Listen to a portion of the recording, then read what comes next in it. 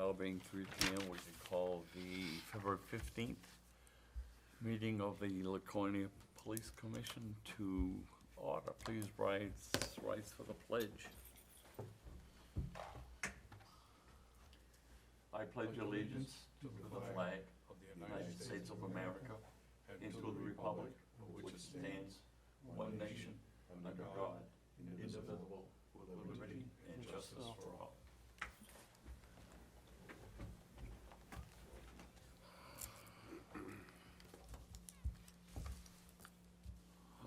Recording Secretary, Executive Assistant Lori Marsh is present.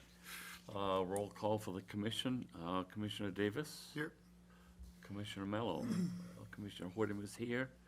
We have a quorum, so we will proceed and move forward. Chief Canfield is present at the table. So let's begin with Chief and personnel matters, accommodations and awards, Nothing. resignations and retirement, Nothing.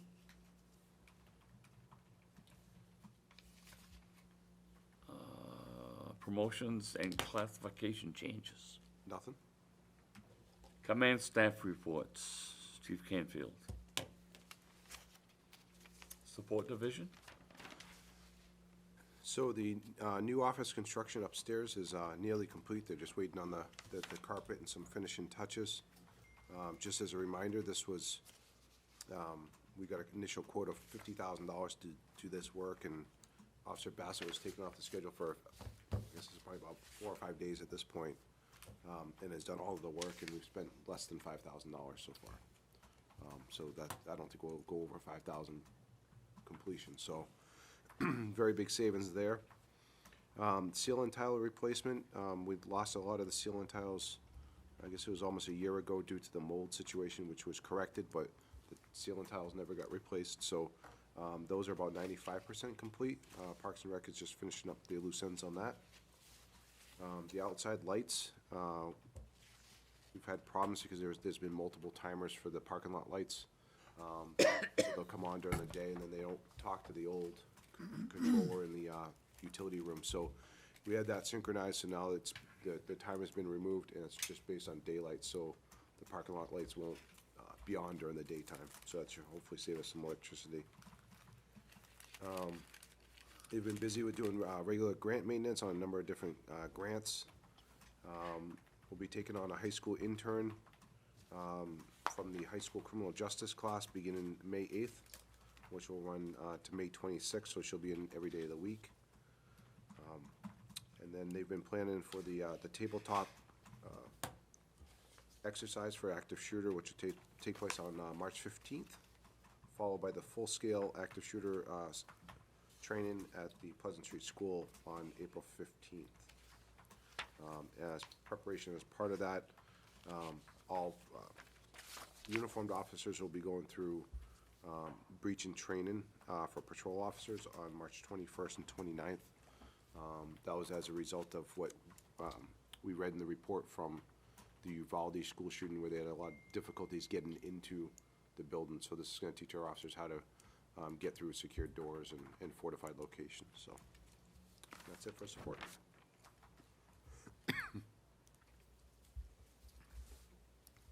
we're going to general orders. Nothing.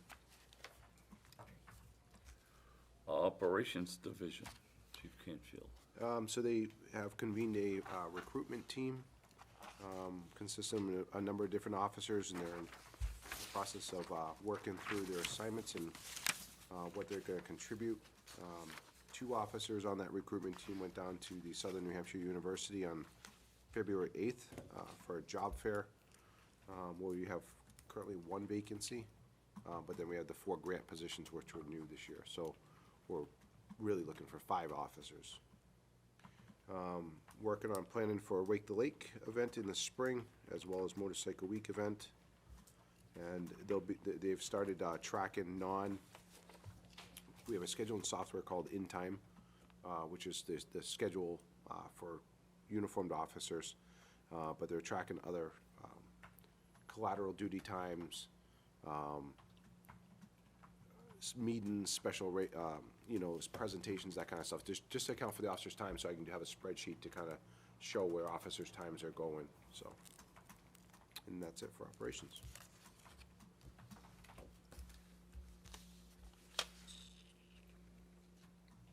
Moving on to commission action. You've all received a copy of the minutes of the previous meeting. I make a motion, we accept the minutes of the last meeting as written. Do I hear a second? Second. On the motion made by Commissioner Mello, seconded by Commissioner Davis. All in favor? Aye. Aye, passes unanimously. The meeting minutes of January 25th are accepted as distributed. A review of monthly activity reports. Chief Canfield, Department monthly highlights. So for the month of January, we responded to a total of 1,924 calls of service. Conducted 70 park walk and talks, 454 extra patrols, 6 community policing events, investigated 256 criminal offenses, clearing that with 158 arrests, 87 physical custody arrests. Took 12 people into custody for intoxication. Responded to 33 domestic disturbance calls, 47 other disturbance calls, 7 suicidal subjects, and 10 violation restraining orders. LPD volunteers volunteered 14 hours for the month, and the victim services unit at 8 hours a month. Just want to make a note that I'll have a memo coming to you in the next couple weeks, kind of delving into our statistics, because it hasn't sat well with me for a while that like our traffic stats show that they're way down.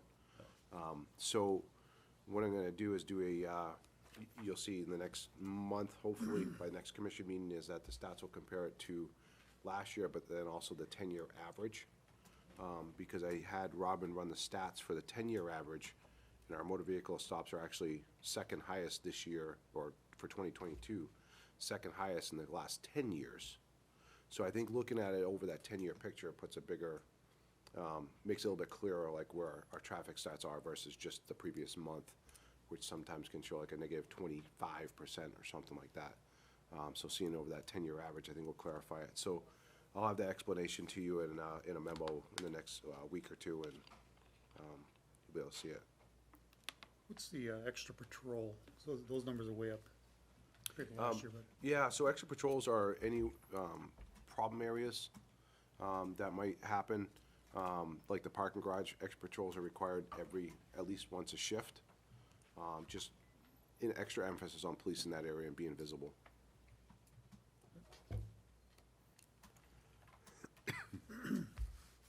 Yeah, I kind of highlighted, circled the stops. You know, you're looking at decrease to 30%, 34%, 39%. Yeah, it's not really, it's not a clear picture.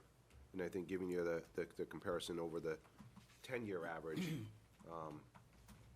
has a much different look to it. I was quite surprised when I pulled the stats for over a 10-year period. I started looking at it going, well, I think it was 2020 was the anomaly. So that was a really high year, but that was also COVID. So we weren't doing a lot of response to calls and that kind of stuff. So there was more motor vehicle stops. But other than that, 2022 was the second highest over that 10-year period. You know, which doesn't really jive to these negative 25s and 30s and 35%. So it seems I remember that the COVID, or those 2 years, actually were up quite a bit for yeah, stops, so. yep. So.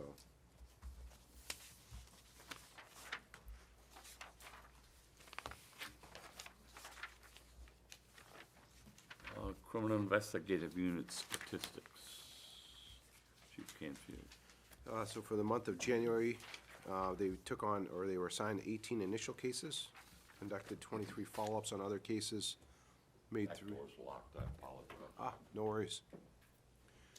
Made 3 felony arrests, 21 felony charges, initiated 22 search warrants, 22 sex offender registrations, 4 computer-related criminal investigations, 1 cell phone extraction, 2 background investigations, 1 knock and talk, 3 field interviews, and 12 drug intel sheets.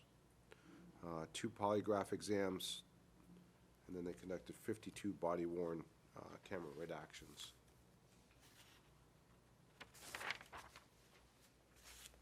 Questions, concerns?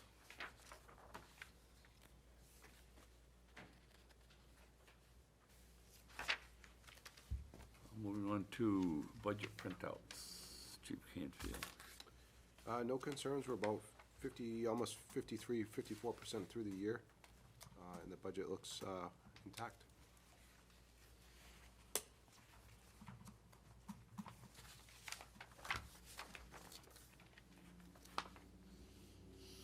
How much impact do all the grants you receive actually have upon the budget?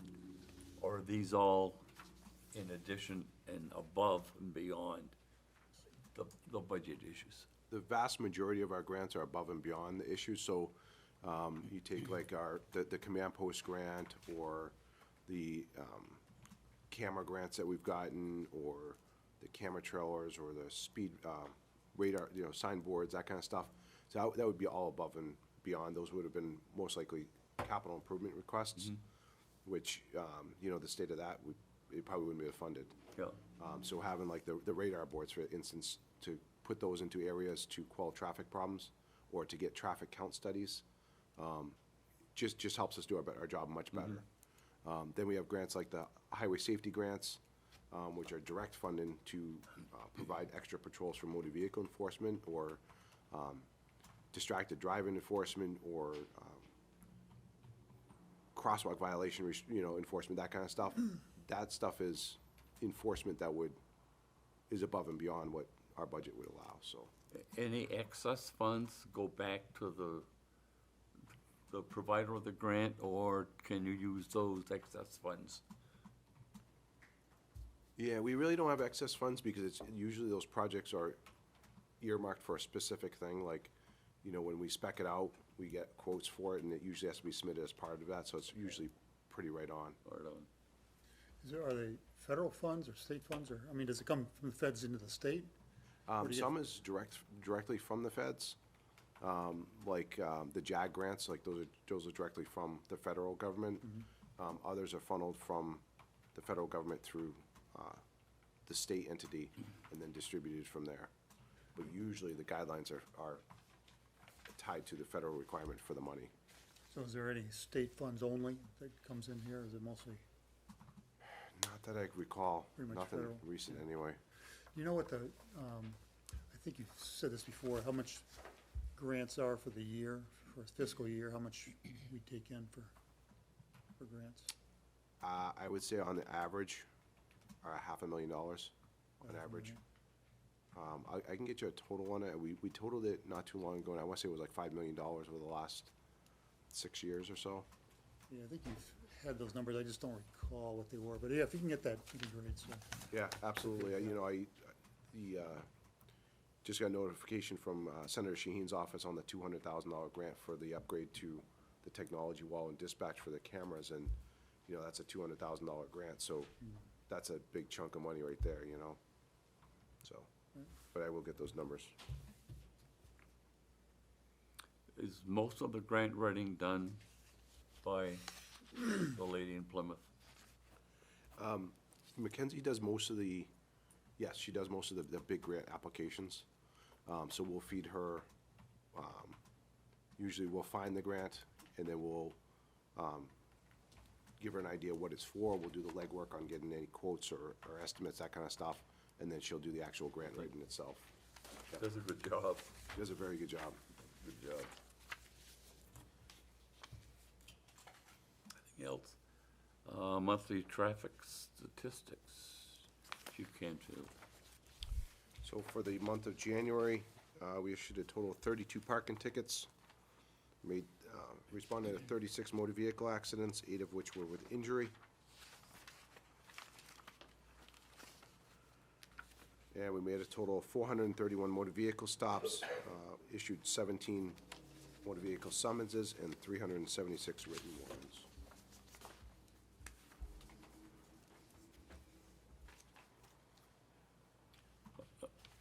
again, a real decrease in '23 from January of '22 in the number of parking tickets, 91 versus 32. Yeah, I think that's somewhat weather dependent too, as far as the overnight parking. But also, we don't have any CROs that came back from college this year and worked doing parking enforcement. So if we have a CRO that comes back, for a 6-week period during that Christmas timeframe, it makes a huge difference as far as numbers go.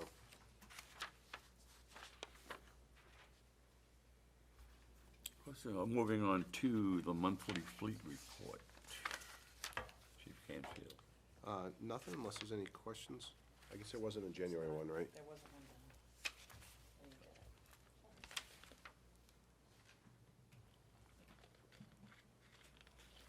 The replacement of the car that was totaled, is that, We're gonna have to juggle that from within the fleet itself. The final insurance payout was not anywhere near what it would cost to replace the vehicle. I think the insurance payout for it was like $16,000. So the replacement cost would be about well, without the equipment inside of it, the electronic equipment, would be I think they're running about $45,000. So unfortunately, insurance replacement's not gonna replace it, and the way the internal services fund works is that they don't have the money to make up that difference, so we'll absorb it into the fleet somehow and work it that way.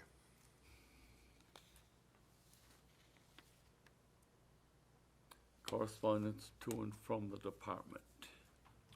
Chief Canfield. There was a very nice email that a gentleman sent me regarding an interaction that he had with one of our officers on a traffic stop on North Main Street. It was really nice. You read these emails and sometimes you look at it and wonder if it's a good complaint or a bad complaint, because most it's easy to make bad complaints, right? But he reached out and he was very positive and was very complimentary of the officer and her interaction with them. So especially on something like a traffic stop, nobody wants to get stopped, but when they come away feeling like they were treated fairly and reasonably, it's very nice to hear. And then there was a nice thank you note from the Salvation Army, thanking us for their assistance with, or our assistance with the during the kettle season.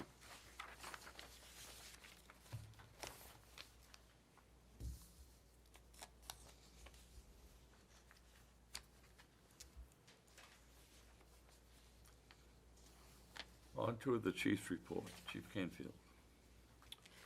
So the new spider notification technology that I've been talking about for the last few months is in a test mode. So that it's been integrated within our system. It is up and running. The company's receiving the notifications, so they're just working any final bugs out. But we've had weekly meetings on this and expect that we'll have full implementation of this beginning March 10th. We'll be working on a community awareness and media release to make the public aware that this is coming out and to kind of highlight that. So should really improve our customer service aspect on people requesting assistance. This month's staff meeting, we had a presentation on the New Hampshire Rapid Response Mobile Crisis Team. This is a 24/7 support team that can be accessed through calling 988. So hopefully this will cut down on our mental health calls that we are tied up on and transport people to the hospital. Because prior to this, when we dealt with someone that was in a mental health crisis, they would have to be seen by a clinician. The only way to do that was to bring them to the hospital. Hopefully this will avoid that for those that are not suicidal or homicidal. It just need to see a counselor. We can call 988 and they'll send out a counselor and maybe a peer support. Depending on the situation, we'll stand by with them and wait until the team arrives. Other occasions, they'll be okay for us to leave and the team will just respond to their location to help them. So very positive, and I hope that's a good turn of events. As a result of that, I was asked to sit on a law enforcement subcommittee group through that rapid response team. So this was originally formed to improve the mobile crisis response process and stuff, which has kind of evolved into a mental health committee, for lack of better words, with crisis counselors, health staff, and law enforcement, so that should be a good thing for us. On March 1st, we'll be assisting with a Make-A-Wish escort for a Laconia child who will, is being sent to Hawaii. I don't know any of the details of that child, other than they live in Laconia, but the Make-A-Wish escorts are always fun. On February 23rd, myself and Lieutenant Butler will be doing a safety presentation at Northway Bank on basic safety for their staff during any type of criminal activity that may occur there. Next Wednesday, we're honored to be hosting the New Hampshire Veterans Home at the community room at the police station.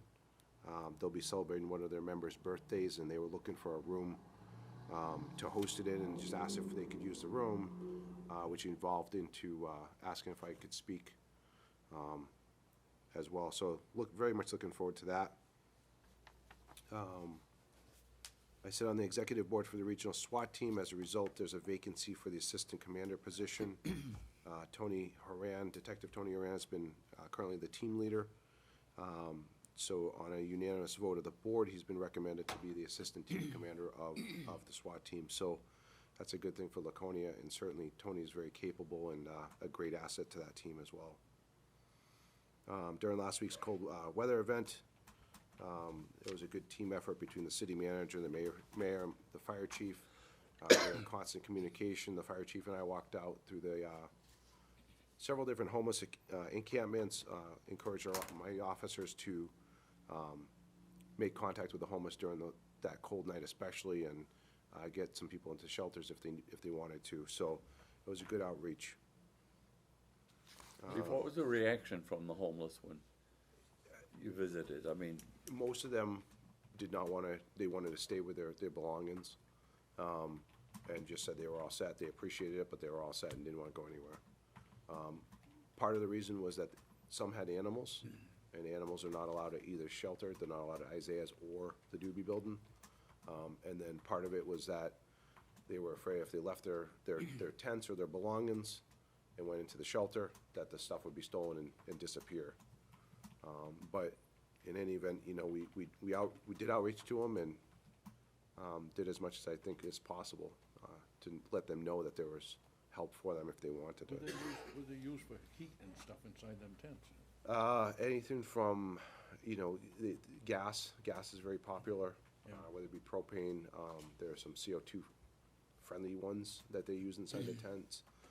There's one tent I know of that has a wood stove in it, that has a vent pipe going out through the side, Oh, my God. or just outside, you know, Yeah. bonfires, wherever they're staying, so. But it's tough. We conducted a tour of the police station for a group of kindergarten students from Laconia Christian School. And then at our last staff meeting, we reviewed the body camera footage from the Memphis, Tennessee use of force that subsequently resulted in 5 officers that were charged with homicide. It was a good review. I think it was an honest review. And we took a look at the way we do business, and there were some learning takeaways from that. And then over the next 2 months, sworn officers will be completing annual in-service training. This is training that is required by police standards and training, which will include de-escalation, ethics, and implicit bias. Lastly, we have had 2 overdoses so far.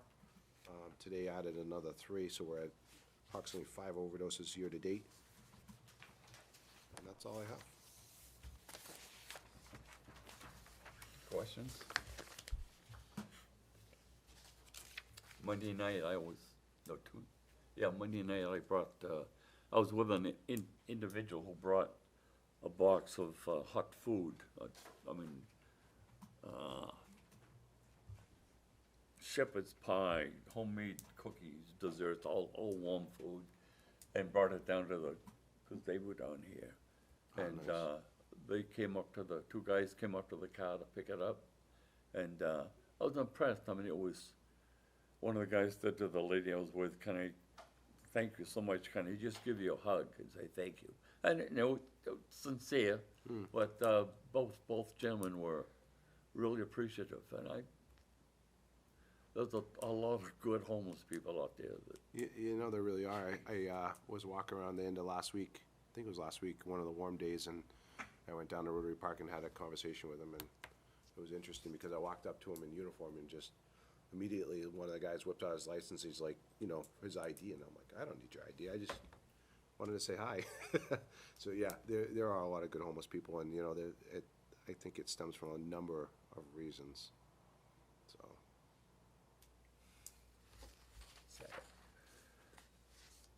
old business, Chief Canfield. nothing, New business, Chief. nothing, Other business, nothing. citizen comments.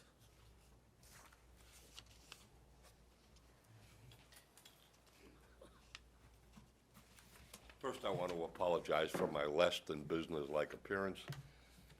Not an excuse, but an explanation. My wife had her knee replaced Monday and a torn meniscus fixed at the same time, and she's home suffering the tortures of the damned. And it's like, can you get me this? Can you go upstairs and get those pills? And she forgets that I'm older than she is by a substantial amount, and climbing the stairs is sort of like an Olympic sport for me. Sport's maybe the wrong word. Gentlemen, I come as a city councilman and the liaison to the police department. I felt compelled to make some notes, and I spoke the other night about public safety, fire, and police. Probably didn't say enough about police, but I'll straighten that out in the near future. I wanted to say to the commission that I heard you ask about grants. This chief does more with grants than I did in 14 years here, every year. And that's important to the city, because every dollar he brings in that way is a dollar that you and I and 16,000 other people don't have to bring in. So at the risk of sounding like I'm patronizing, I'm very fond of your chief, because I think he does a well beyond average job. And I think I'm an expert on average, so that said, there's a couple other things I wanted to talk about. I wanted to mention tonight there'll be a thing on school safety on MUR. I'm sure you're aware, and I'm sure the commission will watch. Forgive me. I had an acquaintance of mine who works at the state who expressed to me his appreciation for how far ahead Laconia is from most other jurisdictions in the state in terms of active shooter situations and other school-related situations. I think what you do, he can't do it without you guys helping and keeping a lid on the department, but he certainly has done an amazing job of keeping our schools and other public institutions safe.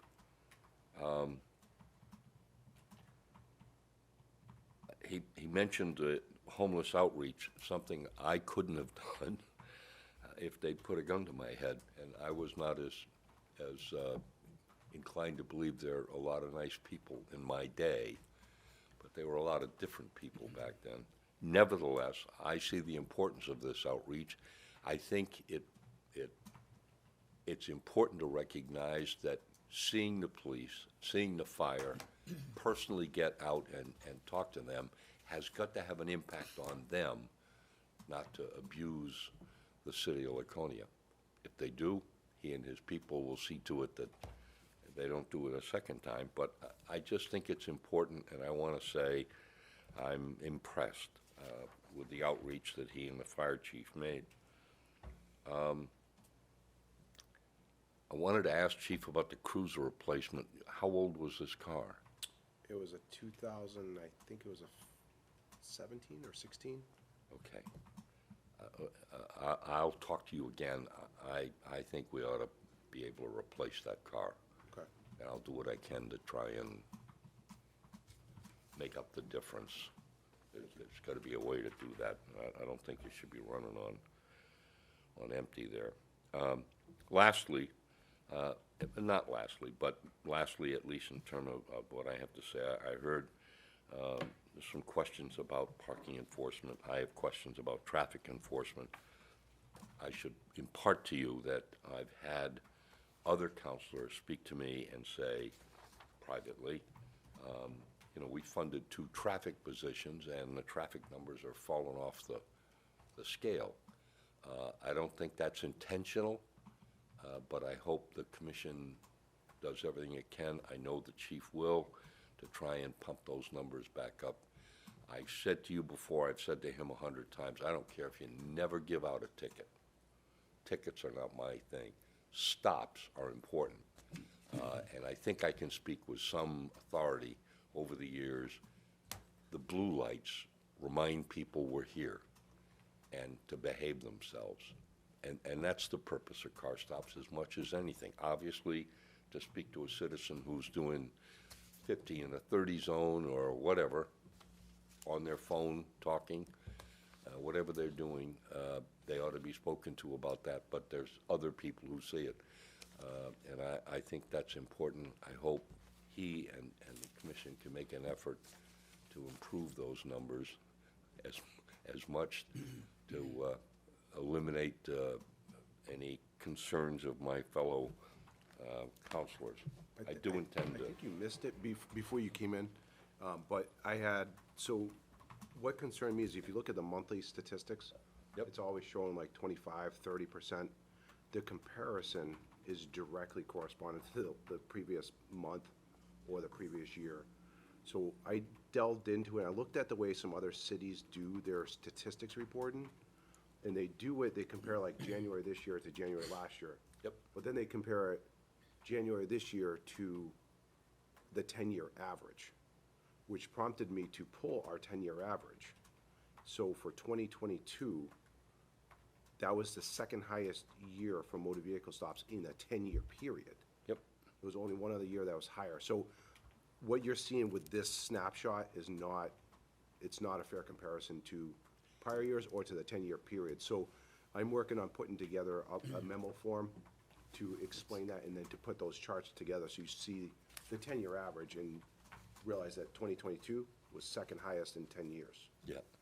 Reality. My only argument with you, Chief, would be if the first 5 years of your 10-year average sucked, Right.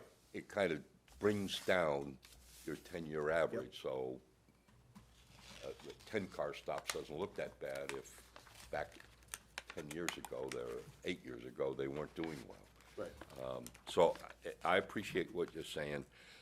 I just hope we can put some emphasis on getting back out there, parking tickets. One of the things in the planning board was Messer Street and the parking problems on Messer Street, which I think you're aware of. For your benefit, because the chief and I have coffee fairly regularly, and I brought some of these things up, and he reminded me that the gentleman who got arrested for his propensity to look at videos at the middle school that weren't appropriate, I'm trying to be as diplomatic here as I can, required, I think you told me, 7 search warrants at the time? Yeah. 7 search warrants. I've done 1 or 2 search warrants. They were bad when I was doing them in terms of time consumption. I know they're worse now. So I do understand that there are other things going on that kind of bite into this. But we have a uniform patrol, and I hope they can do a little more to pump up the 10-year average, if that's. So with that, I'll sit back down. I intend, like I said, to have some words, and maybe if I can see that, you and I can have a cup of coffee and look at that 10-year average stuff. Because I'll mention that at the council meeting, one of these council meetings coming up. Listen, I said last Monday night, I'm so proud of our police and fire. It's hard for me to be proud of the fire department. Just 25 years of being a cop, I thought all they did was make spaghetti dinners, as I mentioned the other night. But the truth of the matter is, they're actually doing a pretty damn good job. And I have nothing but praise for this police department. It's easy for an old police chief to sort of turn up his nose and complain, that ain't the way we used to do it, and we had it right, and now they're pussyfooting around. I don't feel that way. I think what your chief does is, today, law enforcement. And looking at what some of us have seen over the decades is not what's needed now. I'm supportive of the police. I'm supportive of the fire. Maybe a little more of the police than the fire, but I'm supportive of our public safety people, because I truly believe Laconia does a better job, public safety-wise, than many of the other jurisdictions in the state. And for 24 years, I was traveling around this state once or twice a week, every week, for 24 years, going to meetings in cities and towns about 911 issues, but you can't help but see what's going on. And he's got you so far ahead that, anyways, I'm starting to prattle here, and I apologize. And I apologize for my appearance, but I'm taking care of my wife, and although she told me to come down here and have a good time, so, but I didn't have time to change, is I guess the point I'm making. Thank you, Mr. Chairman, gentlemen, thank you very much. Did you want me to answer anything? If I could comment on a Please. couple of things. I mean, you've highlighted the chief and his leadership. Just looking at part of the report, community outreach, Absolutely. going to the homeless place. Absolutely.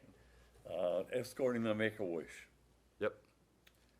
hosting people from the Veterans Home for a birthday celebration for an old timer. Yep. Like you and I. I'm not there quite yet, but Outreach at the bank, I mean, with some proactive activity with the bank.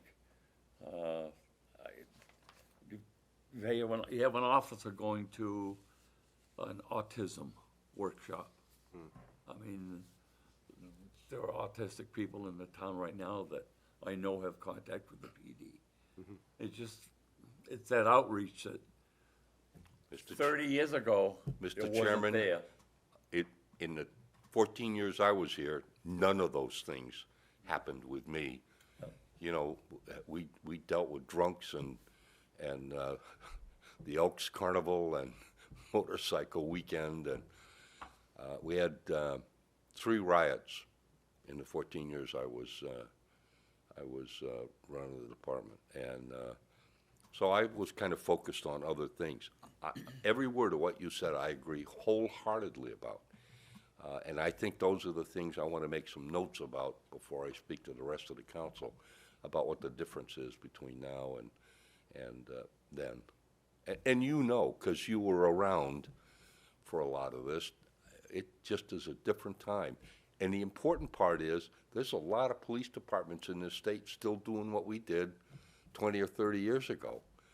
And we have a police department here that worries about autistic children and adults, but children. I mean, I feel good about every bit of that. So I agree with what you said. Thank you. Thank you. All set. All set.